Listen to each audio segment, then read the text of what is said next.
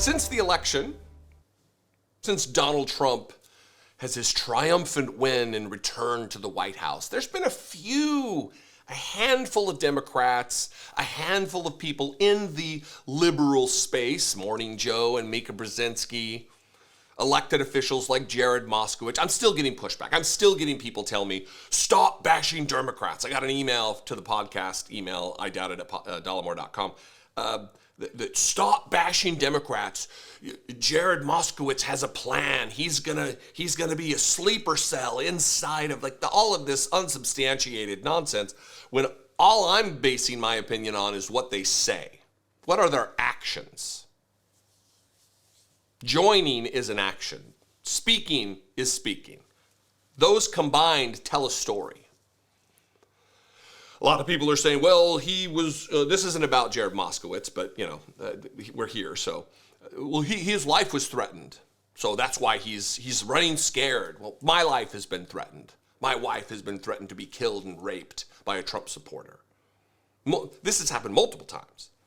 Lots of voicemails I've covered where my life is threatened. And not from some anonymous numbers, people who don't even mask their phone number, who email me from their email address. Serious.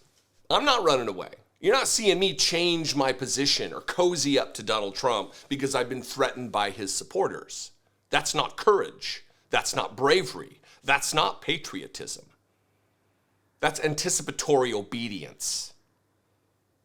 That is a willingness to help a fascist when they're in power. You're not going to see me do that. And so it's not just Jared Moskowitz, it's not just cowardly Joe Scarborough and Mika Brzezinski. Richard Blumenthal yesterday, and listen, yesterday he repeated the thing that he said the day before. I've got both clips for you, but what is happening with some legacy, if you will, long-term Democratic representatives of a constituency? This is a senator from Connecticut, Richard Blumenthal, who has his problems with lies. Decades ago, he lied about his service in Vietnam. That's a problem. He was a Marine. That's a problem for me. It always has been. But I don't understand this obsequiousness to billionaires, to the richest man in the world who serves at the pleasure now of the President of the United States, railing against unelected bureaucrats, yet now he's an unelected bureaucrat. Who's going to be in charge of efficiency in the government and budgets and who gets to what money? Little ladies who are reliant upon their Social Security check, it's now in the hands of Elon Musk, the richest man maybe in the history of the world, worth over $300,000 million. Sickening. He's an oligarch. He was an illegal immigrant, and now he has a lofty position because of his money. Not because of his merit, but because of his good luck. So it baffles me that Senator Blumenthal would come out and name Elon Musk the champion of free speech like he did 2 days ago, which I'm going to play for you now. And I wouldn't even be talking about this if he hadn't said the same thing while standing next to a Republican senator yesterday. First, watch from 2 days ago. That this bill fully supports free expression and the First Amendment. Elon Musk is the champion among big tech executives of First Amendment values and principles. And what we have done in some of our changes is to make clear that there's no effect of censorship, and the opposition from big tech spending millions of dollars on lobbyists and lawyers is simply the result of their desire to continue to profit by driving toxic content at kids. Your concern as a parent, my concern is mirrored by countless parents across the country, a diverse coalition that enabled us to win in the United States Senate 91-3. I hope we'll give it a vote in the House. It'll pass overwhelmingly. Elon Musk is he puts a bunch of stank on he's the champion of First Amendment principles. You can't even say the word cis, like cisgendered, on Twitter without a community note. a restriction on your speech, a throttling of the reach of that content. Yeah, you can say the N-word thousands of times with no impeding of your message. Elon Musk is a Nazi fuck. He's not the champion of First Amendment principles, Richard Blumenthal. This is one of the problems with having an aging set of lawmakers. People who are septuagenarians who don't understand the lay of the land because they don't pay attention enough, I guess. It's not to say that all old people, aging people, don't pay attention. But maybe this guy's just got too many irons in the fire. I don't know. I'm not going to question his patriotism. I'm going to question his eye on the ball. Because what he's saying is factually incorrect. So why? Why do it?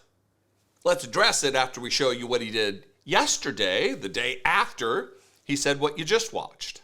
And so our bill really should appeal to advocates of free expression and the First Amendment, such as it has to Elon Musk, who's the foremost champion of free speech in the tech industry. The foremost champion of free speech. Are there dollar signs? I'm asking questions here. Are there dollar signs in Senator Richard Blumenthal's eyes? Did he see that Elon Musk spent hundreds of millions of dollars across the Republican landscape of candidates? I think I saw the number was $277 million. Something insane. We know he pumped $100 million into a PAC supporting Donald Trump alone. Is this what's at play here? Is cozying up to the money, to the source, the foremost champion, the champion of First Amendment values, when it's objectively untrue? That he restricts speech he doesn't like? He's turned Twitter, and he's not, the Nazification of Twitter is completed. I still have an active account because I'm going through and deleting every single tweet because I want nothing to do with it. But once that's done, I'm deactivating the account. And I would suggest all of my colleagues, all of the people who share this space in my genre on YouTube, or you do the same thing.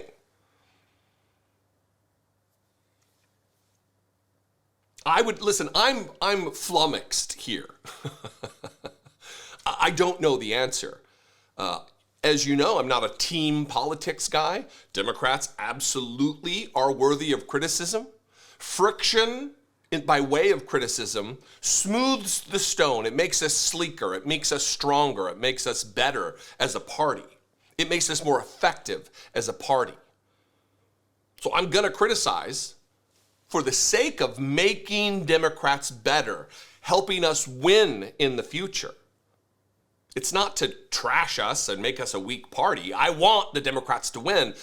I'm not of the opinion of Nancy Pelosi, who said multiple times, we need a strong Republican Party. We need a dead Republican Party. I won't give lip service to white supremacists like Elon Musk, like Donald Trump, and the party he leads. You're not going to find me doing that. If that's what you want, then this is not the channel for you. I would suggest you go elsewhere to find that kind of content. But I'm always going to call out bad actors. I'm always going to raise questions about behavior that is incorrect, factually, objectively, morally, rhetorically. And that's what this is. But I'd love your opinion. You can comment below. You can also leave me a voicemail on the voicemail line. Fewer than 3 minutes, and please don't leave a string of voicemails. 714-576-4054. Of course, you can email me, daily@dollemore.com. You can make those as long as you want, or as long as you're able. It's email, daily@dollemore.com. Please consider supporting this work if you're still sticking around, if you haven't unsubscribed. If you aren't subscribed but would like to, just click subscribe. That's free. If you want to help support the work financially, click the join button below for $2 a month. You can become a channel member. You can also go over to patreon.com/IDoubtItPodcast, Dollemore.info, where you can get some merch. Check out the new website. That will redirect you to Brittany Page's channel and the podcast, which you should subscribe to. We're just plugging all kinds of stuff here. Follow me on social media, not what we just talked about, but everywhere else, at Dollemore. I'd love to see you, and I will see you next time. Be genuine. Answer those questions. Help me out. Take care of one another.